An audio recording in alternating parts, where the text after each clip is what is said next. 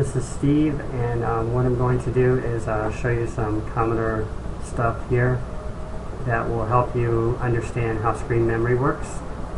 First of all, to go into detail here, screen memory is divided into 999 different positions, and the way you figure that out is you poke the value 2023 and poke 1024, 1, which puts 1 in the upper left-hand corner, and then we got the bottom right-hand corner, and you take these two values and subtract them from each other, and that will show you how much you have for screen memory. So on this whole screen, there's 999 different positions that you can plot characters. Okay, so I wanted to run this little program to show you an example. So first, let's list it here, and I'll run it, and then I'll system it. Actually, let me clear the screen here so you can see that, otherwise you're not going to see what's going on. I'm just going to set up a quick clear here, like that, and the system 49152 to activate it. And you see what it does is it puts a character in the upper left hand corner, so it's reading at position 1024. Now where is that getting that? Okay, let's translate the assembly language here a little bit so you can see it. So first we're going to load the immediate value of 2. So if you remember from my machine language video, make sure to watch the understanding machine language. The 2 is representing the light of the house, or basically the byte of where you're going to store something in memory. And then we're going to do something called load in the Y register with 0.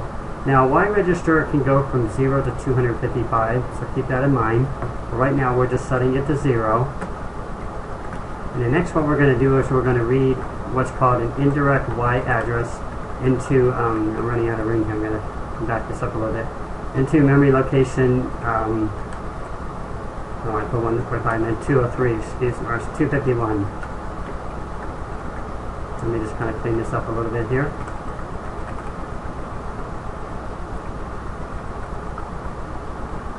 Okay, and then the next thing we're going to do here, clear the screen a little bit here. We're going to finish off with just a simple RTS, like that. So that's basically what the program above is doing. So let me set a divider here so we can kind of see our code here a little bit, and then I'll explain that. Okay, so what we're basically doing is we're reading in number 2, which is, you can see this border color, and then we're reading in the Y register, which is 0. So I'm going to change this too, just to show you that it's actually working here. We'll change it to a yellow color, which is 7.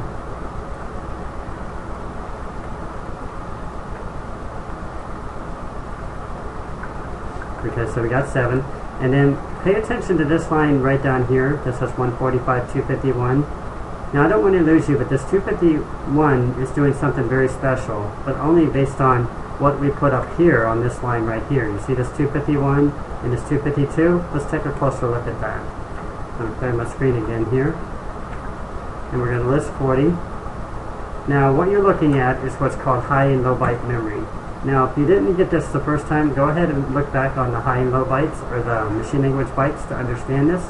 This is basically taking the value that you copied into memory location 251, which is unused by BASIC, and then immediately it's going to look into the next register there. So it's important to poke the low and then the high after it if you want to calculate correctly. So for example, if I change this to like a 5, then all you do is you recalculate down here, and it's 1280. Now if you run the program, you're going to see the B appear, but it's going to appear in a different place once I call it. So basically it's moved it to another position on the screen. Actually I got a G here, I must have, oh, I changed my 7 up here, that's why. This 7 just changed the character. I was telling you it's going to change the color, but we haven't done color memory yet. So let's turn that back to a 1. And then I'm going to show you color memory here also. We're going to need to poke into color memory. I'm going to set 2 other registers for color memory. And I hope I don't lose you on this. Try to stay with me. So what we're going to, first of all, let me explain something here before we do. I'm just going to set this to the upper left hand corner. And keep in mind, if you do stuff like this, it's just going to move into the next corner and so on, based on the characters. what we're going to be doing is we're going to be looking for its color memory. It begins at 55296, and we're going to change the color of that A to, I'm going to go to green or something. Now if you want to get the next location, you just add one more to the value, and you change the next color in line. If you want to do it again, you change and add one more to the next color, and so on. And that's how you're getting your colors in screen memory. So what we're going to do in the site-assembly language program is we're going to add different values, except we're going to use this to poke into the next area of memory. And there's a reason why I'm using the indirect Y instead of using the stores. I know, and I have people ask me, why would you want to do that? Well, I'll show you why. First of all, we're going to need to load the Y register with the value 0 again, since we want to start Y back at 0. Soon I'm doing that right here. And then we're going to store it into our new memory location, which is 253, not 252, because remember that's the high byte. We're looking into the next area to store into, which will be 253, comma Y. And this Y is going to represent the colors, so we're going to change that to 3. I think 3 was the green. And then what we're going to do is we're just going to RTS off, or return back to basic. We're going to need to add in our new data lines here for 1000. And just take this 96 off to make this a little bit faster. I'm going to add some new lines down here. So we got 1, 2, 3, 4, 5 new lines.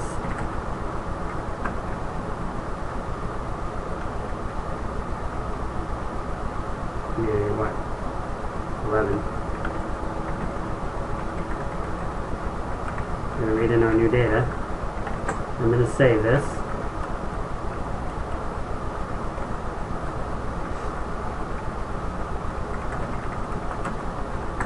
Like so. And if I didn't crash it, oops, I didn't read in enough data. I think there was only 10.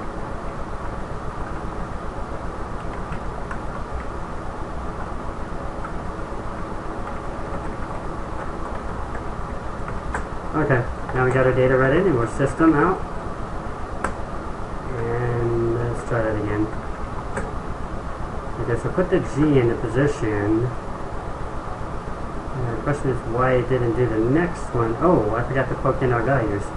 So what that actually did, right now you're probably not going to know, but it actually took whatever was in 254 and 253, and it went to that place in memory, so it went to 0 page, which isn't good. We want to stay away from that. So we need to get the high and the low byte for 55296. So I'm going to calculate out here, see if I can figure out what it is. 55296, like 30 or something. 25, 5296. Maybe it's just 0. Oh, it's 0. So 0, 216 is what we're going to poke into the 253. It's going to be 0, and then 254 is going to be 216, because if you take those 2 bytes as above, that's going to equal 55296, which is the next place in color memory. So let's run it in our system, and it should change the color of that G.